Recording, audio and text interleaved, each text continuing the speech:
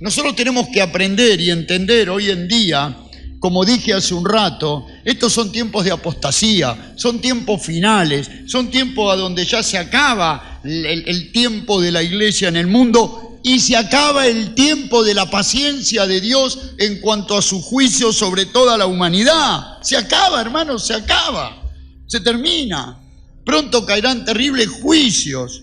Lo que nosotros vivimos acá en Posadas no es nada al lado de las perversidades que se viven en otras partes del mundo, a donde ustedes ni se imaginan a las alturas y a los niveles que llegó el degeneramiento y la perversidad del hombre. Entonces, el tiempo de la paciencia de Dios se acaba, pero Él le dice a la iglesia: por cuanto has guardado la palabra de mi paciencia, porque hemos sabido esperar, hemos sabido confiar en Dios, no nos hemos desesperado, no nos hemos dejado arrastrar por el mundo, porque hoy se corre ese riesgo. Hoy la iglesia tiene un problema, que después lo vamos a leer enseguida, que se ha dejado arrastrar por la corriente del mundo. Se ha mezclado mucho el cristianismo con el mundo. Hoy no se ha perdido el respeto por el temor a Dios y por el temor a su palabra.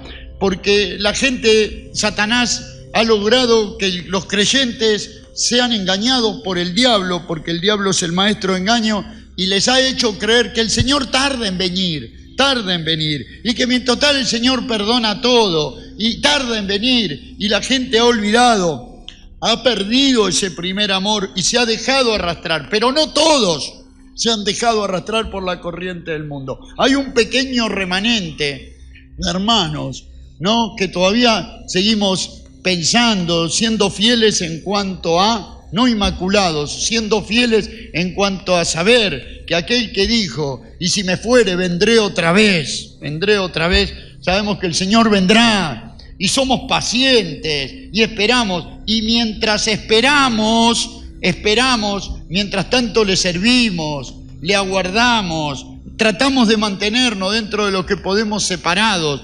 Aunque fíjense lo que Dios le dice a esta iglesia. En el versículo 7 le dice, en el versículo 8 le dice: yo conozco tus obras, ¿no?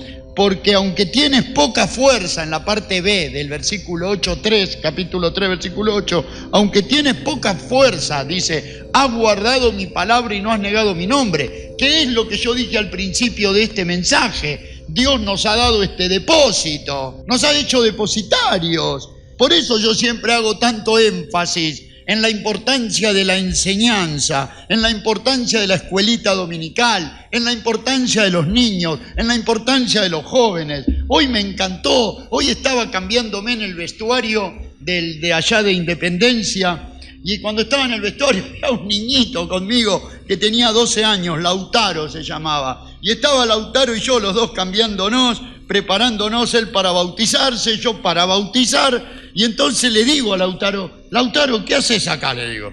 Y me dice: me voy a bautizar. ¿Y por qué te vas a bautizar? Y porque yo quiero obedecer al Señor Jesús, me dijo. Sí, me dijo. Yo quiero obedecer al Señor Jesús, me dijo. Yo quiero dar un testimonio de mi fe. Así me dijo.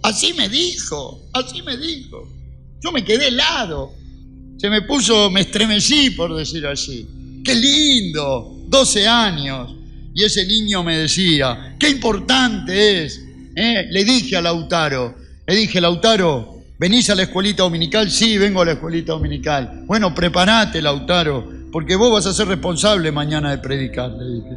Vas a tener responsabilidad seguramente de predicar y de hablarle a tus amiguitos, a tus compañeros, a los que mañana estén alrededor tuyo y te conozcan. Y es eso, guardar la palabra, es el legado que Dios nos dio, que nosotros debemos transmitir hasta el día que venga. Y eso es lo que tenemos que hacer con paciencia, no perdiendo la paciencia, no abandonando, no dejando todo por la mitad, no volviendo al mundo, no perdiendo de vista los verdaderos propósitos por los cuales somos dejados en el mundo, la verdadera ambición que se tiene que apoderar de nuestro corazón, que es la de hacer tesoros en los cielos, la de saber que aquel que dijo, y si me fuere, vendré otra vez, porque el Señor prometió y nosotros somos los responsables de guardar esa palabra, de predicar esa palabra, de ser testigo fiel de esa palabra, de decirle a esa promesa, amén, así sea,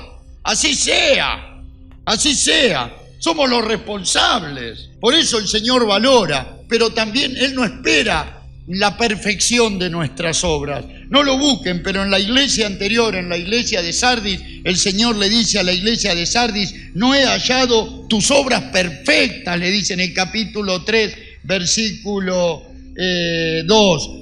Arrepiéntete, porque Él no espera en esta iglesia de este último tiempo, que es el remanente fiel, que somos nosotros, es la iglesia que hoy está en el mundo, ¿no? La que nos toca el último tiempo antes que venga Cristo. Uno diría, pero ¿desde cuándo es esto? Y es la época, la última iglesia, la que ya después en el capítulo 4, el relato histórico, nos dice que ya Jesús viene por la iglesia. Entonces Él no espera la perfección en nuestra. Hoy le decía a los hermanos que no participan, súmense, no esperen ser perfectos, no esperen ser inmaculados, pues no van a llegar nunca, porque el Señor no espera la perfección. Él no te dice, no he hallado tus obras perfectas, sino Él te dice, aunque tienes pocas fuerzas, todos tenemos pocas fuerzas, no tenemos las mismas fuerzas que tenía la iglesia primitiva para luchar contra el pecado, a donde nada les contaminaba, a donde la hipocresía y la mentira no invadían la iglesia, a donde un Ananías y Zafira podían entrar en la iglesia como hermanos y mentir, y ahí el Espíritu Santo los juzgaba y cayeron muertos los dos.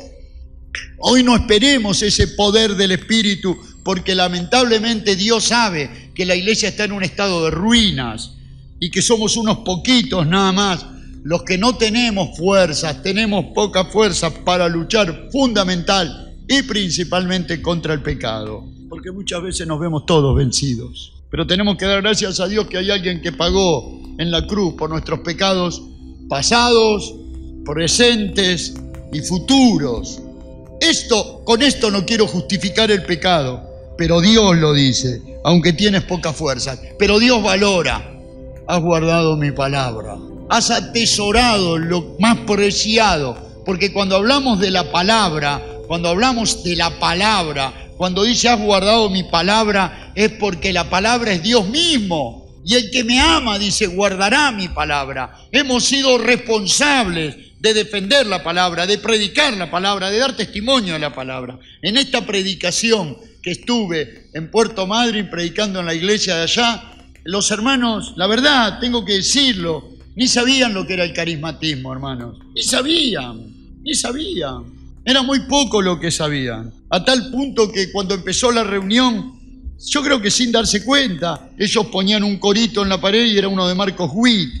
Y se imaginan cuando me dijeron, cuando vi lo de que yo no lo supe en ese momento, me enteré después, no lo supe, de verdad, no lo supe. Después me lo dijo, no sé quién me dijo que era un corito de Marcos Witt, porque yo en la predicación dije, ustedes tienen un CD de Marcos Witt, préndanlo fuego, ¿se imaginan cómo abrieron los ojos?